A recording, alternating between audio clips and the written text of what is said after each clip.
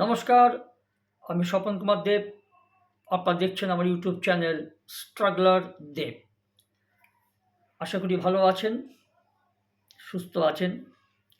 আর একটু ভালোবাসা দিয়ে একটু মনে করে একটু খোলা মন নিয়ে আমার চ্যানেলটা একটু সাবস্ক্রাইব, লাইক, শেয়ার করে দেবেন। আমি কৃতার্থ হয়ে যাব। তাহলে অনেক অজানা তথ্য, ভালো ভালো ভিডিও আপনাদের সরাসরি আপনার ইউটিউব চ্যানেলে চলে যাবে। এবার যেটা বলবো, সেই ইরানের রেডিকাল রিলিজিয়ান লিডার, সর্বোচ্চ ক্ষমতাশালী মৌলবাদী ধর্মীয় নেতা, প্রয়াত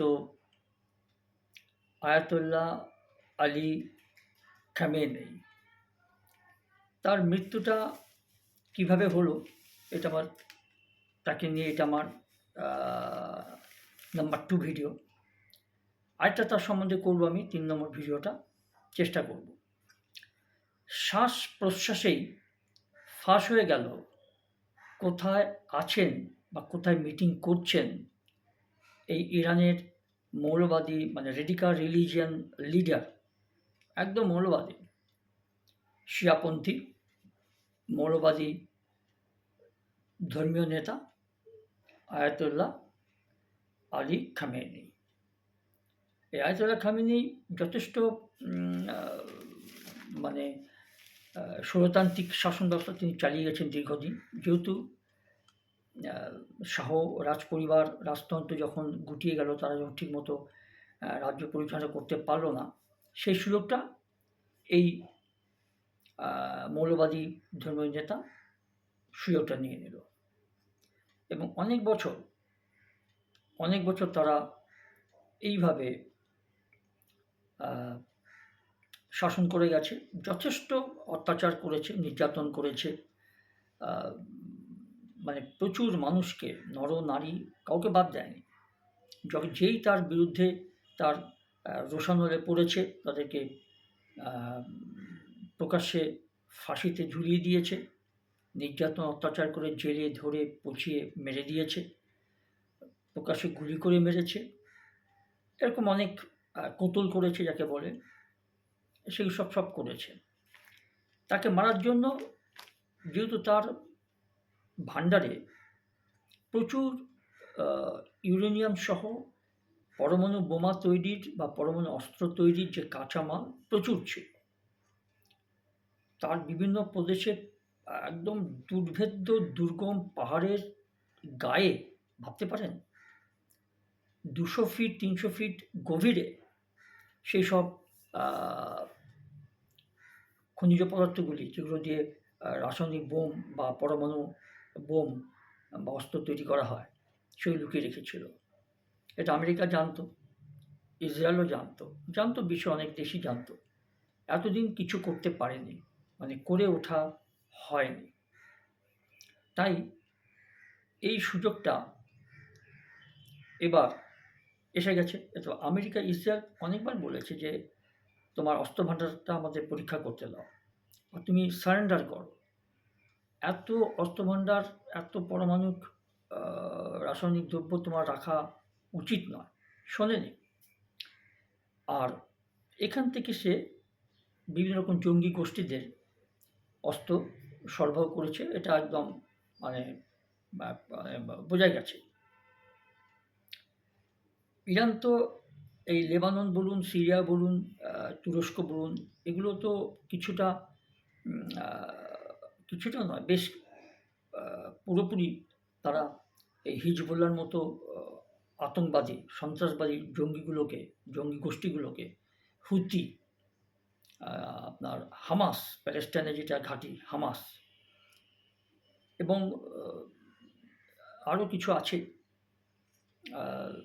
সেইগুলোকে তারা মানে মদত দিয়ে গেছে বিভিন্নভাবে, আর্থিক দিক দিয়ে এবং নানারকম অস্ত্রশস্ত্রের দিক দিয়ে।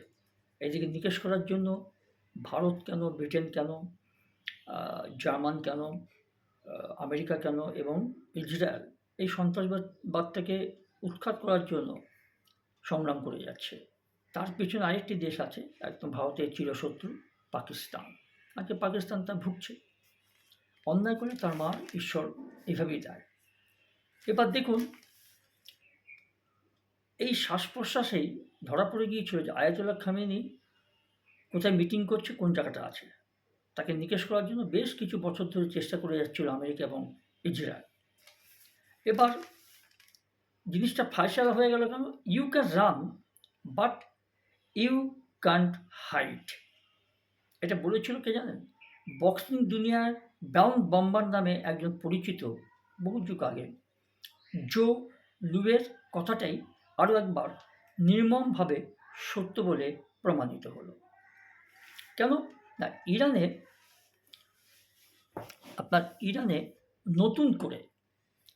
নতুন করে ইসরায়েল এবং আমেরিকা এই যে মিলিত আক্রমণ শুরু হওয়ার পরে আর জনসম্পর্কে দেখা যায়নি, জনসম্পর্কে একদম আসেননি বলতে গেলে সেটা হচ্ছে ইরানের সরময় কর্তা এই আয়াতুল্লাহ আলী খামেনি। একদম সেই যে বাংকারে ঢুকিয়ে গিয়েছিলেন।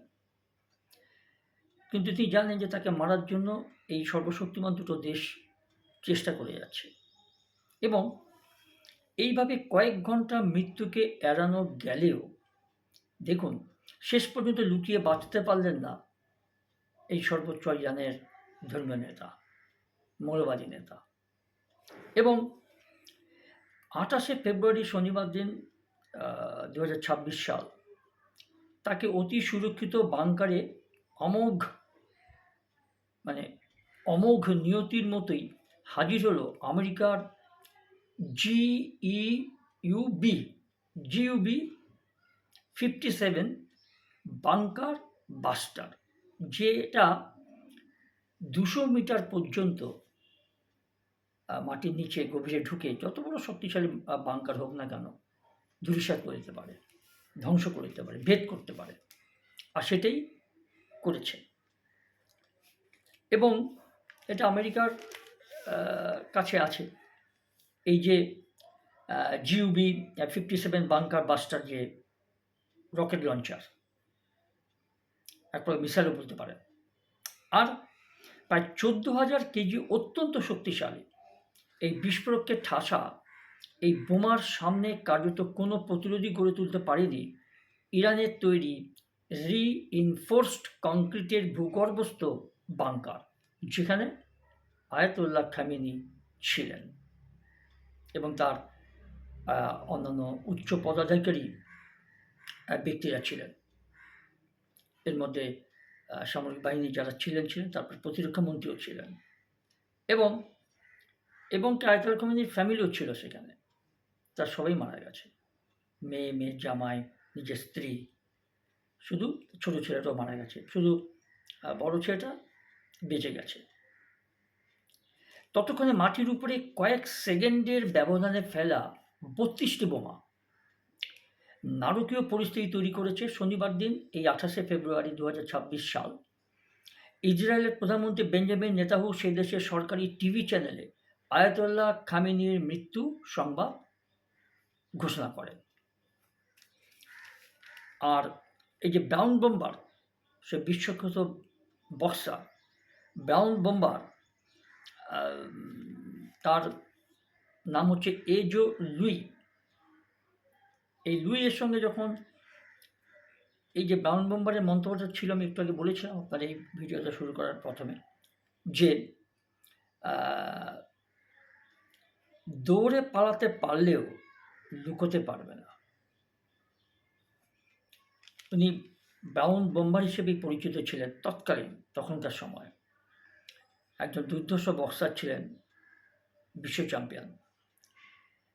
আর উনি ধরুন সেই 1946 সাল এরকম কি তারও পরের ঘটনা এগুলো।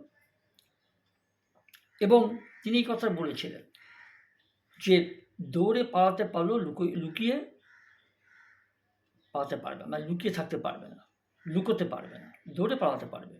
এটা কিন্তু সত্যি হয়ে গেল। এবং সেই 1946 সাল ধরুন বা 1941 সাল জো লুই এই কথাটা বলেছিলেন। ব্রাউন বোম্বার নামে তিনি পরিচিত ছিলেন। 1941 সাল, তারপর 1946 সাল। ওনার সঙ্গে লড়াই হয়েছিল বিলি কন নামে আরেকজন বিখ্যাত বক্সারের। তিনি হেরে গিয়েছিলেন। যাই হোক, সেই প্রসঙ্গে আমি আর যাচ্ছি না। তার কথাটাই সত্যি হয়ে গেল। দেখুন, এই যে ব্রাউন বোম্বারের মন্তব্য ছিল যে দৌড়ে পালাতে পারবে হয়তো, কিন্তু লুকাতে পারবে না। 1946 সাল থেকে 1926 সালের এই 28শে ফেব্রুয়ারি 2026 সাল, 80 বছর পর আরও একটা আরও একবার প্রমাণ হলো যে কিছুক্ষণের জন্য পালাতে গেলেও শেষ পর্যন্ত লুকোনো যায় না। অন্তত এখনকার প্রযুক্তিগত এই চরম উন্নতির যুগে তো একেবারেই সম্ভব নয়। আয়াতুল্লাহ খামেনির এই মৃত্যুর কয়েক ঘন্টার মধ্যে সেই খবর ছড়িয়ে পড়েছিল গোটা বিশ্বে, একদম আগুনের ফুলকির মতো। আর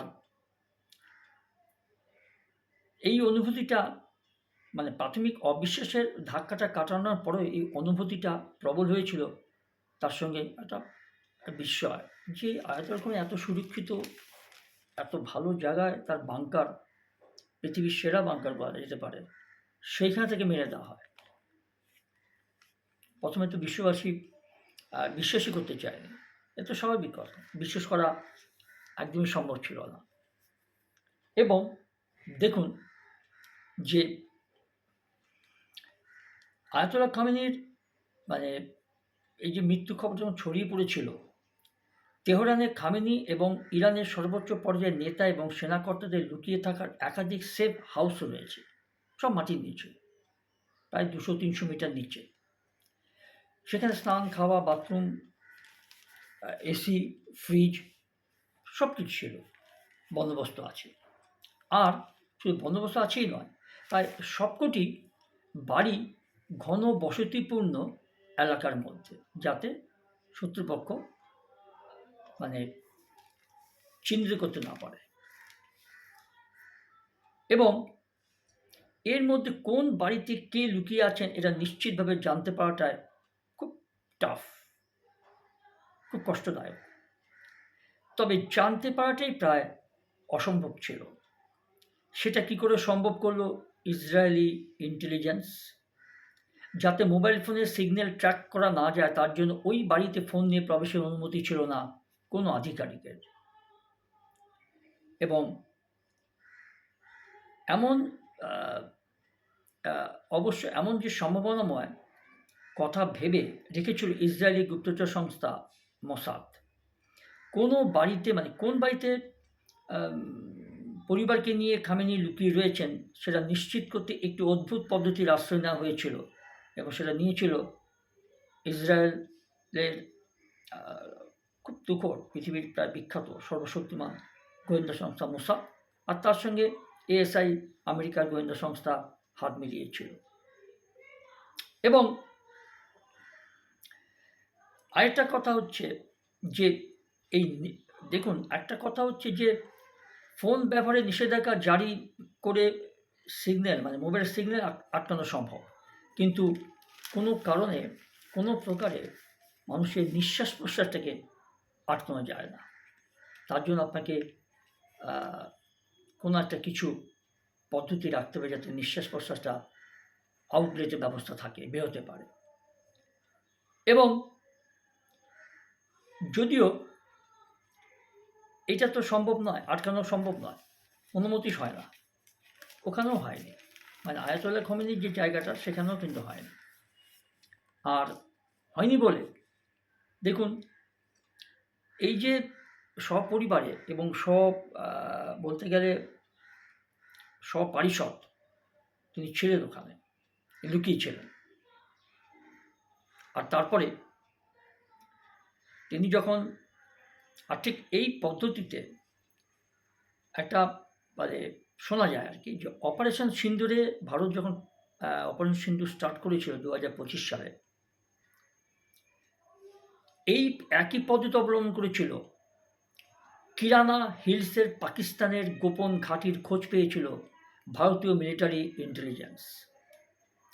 ফোন ব্যবহারে নিষেধাজ্ঞা জারি করে সিগন্যাল আটকানো সম্ভব, কিন্তু নিঃশ্বাস চেপে রাখা তো সম্ভব নয়। আর এই নিঃশ্বাসের গরম বাতাস যখন বাইরে বের করে দেওয়ার একটা উপায় ছিল, তারা উপায় রেখেছিল, গুলিগুলি হোক, আউটলেটের কোনো ফুটো হোক, সেখানে এই কিরানা হিলসের এই গরম হাওয়া বেরিয়ে আসার একটা কোথায় আছে সেটা খুঁজে বের করেছিল ভারতীয় সেনা, মানে ভারতীয় ইন্টেলিজেন্সি। অপারেশন সিন্ধু চালানোর সময় পাকিস্তান যখন আক্রমণ করেছিল ভারতীয় সেনা, আর তারপর সেখানে হাজির হয়েছিল ব্রহ্মস্ত্র মিসাইল 400। যদিও সরকারিভাবে ভারতীয় সেনা এটা স্বীকার করেনি বা জানাতে চায়নি বা কোনো মন্তব্যও করেনি। তেহরান সেটাই করেছে। মোসাদ তেহরানে একই পদ্ধতি অবলম্বন করেছে। রাজধানী এবং তার সংলগ্ন সবকটি সেফ হাউসের থার্মাল ইমেজিং করা শুরু করেছিল ইসরায়েলি ড্রোন, আর দেখা গিয়েছিল একটি মাত্র বাড়ি থেকে ক্রমাগত গরম হাওয়া বেরিয়ে আসছে, মানে নিঃশ্বাস প্রশ্বাসগুলো আসছে, হাওয়াটা বেরোচ্ছে, কার্বন ডাই অক্সাইড বেরোচ্ছে। আর এই বাড়িতেই আয়াতোল্লাহ আলী খামেনির পরিবারের বেশ কয়েকজন সদস্য ছাড়াও তখন উচ্চ পর্যায়ে একটা আলোচনায় বসেছিলেন ইরানের শাসনতন্ত্রের অন্তত 40 জন কর্তা। আর এই 40 জন কর্তাদের মধ্যে তালিকায় ছিল ইসলামিক রেভলিউশনারি গার্ড কোরের কমান্ডার মোহাম্মদ পাকপুর, প্রতিরক্ষামন্ত্রী আজিজ নাসিরজাদে, সুপ্রিম ন্যাশনাল সিকিউরিটি কাউন্সিলের সচিব আলী সামখানি এবং সেনাবাহিনীর মুখপাত্র ব্রিগেডিয়ার জেনারেল এফি ডেফরেন। এরা কেউ আর বেঁচে নেই। ভাগা ভাগা তাবড় নেতা, মন্ত্রী, কমান্ডার, ব্রিগেডিয়ারদের মেরে দেওয়া হয়েছিল, সঙ্গে আয়াতুল্লাহ খামেনি। এইভাবে নিকেশ করেছিল। এবং বাড়িটি নিশ্চিতভাবে চিহ্নিত করার পরই খবর দেওয়া হয় ইউএস সেনাকে, মানে আমেরিকার সেনাকে। খবরটা দেখে ইসরায়েল ইন্টেলিজেন্সি দপ্তর থেকে, মোসাদ থেকে। এবং পরের কয়েক মিনিটের মধ্যেই একটি B-52 স্পিরিট বোম্বার থেকে ওই বাড়ির উপরে ফেলা হয় GBU-57 বাংকার বাস্টার বোমা বা মিসাইল বা রকেট লঞ্চার। এবং এই বোমাটা, যা মাটির 200 ফুট গভীর পর্যন্ত সব কিছু ধ্বংস করে দিতে সক্ষম, আর ততক্ষণে মাটির উপরের প্রায় 1 কিলোমিটার এলাকা জ্বলতে শুরু করেছে ইসরায়েলি বোমায়। প্রায় 30 থেকে 32টা বোমা ফেলা হয়েছিল। তার মধ্যে এই বোমাটা হচ্ছে প্রধান, যে আমেরিকার তৈরি, প্রচুর শক্তিশালী, 200 মিটার বা ততোধিক মাটির নিচে যে কোনো বাংকার যত সুরক্ষিতভাবে তৈরি হোক না কেন ধ্বংস করে দিতে পারে। আর এইভাবেই মারা হয়েছিল আয়াতুল্লাহ খামেনি, তার পরিবারকে এবং তার সব সাঙ্গপাঙ্গদের। আজ এই পর্যন্ত। ভালো থাকবেন, সুস্থ থাকবেন। নমস্কার।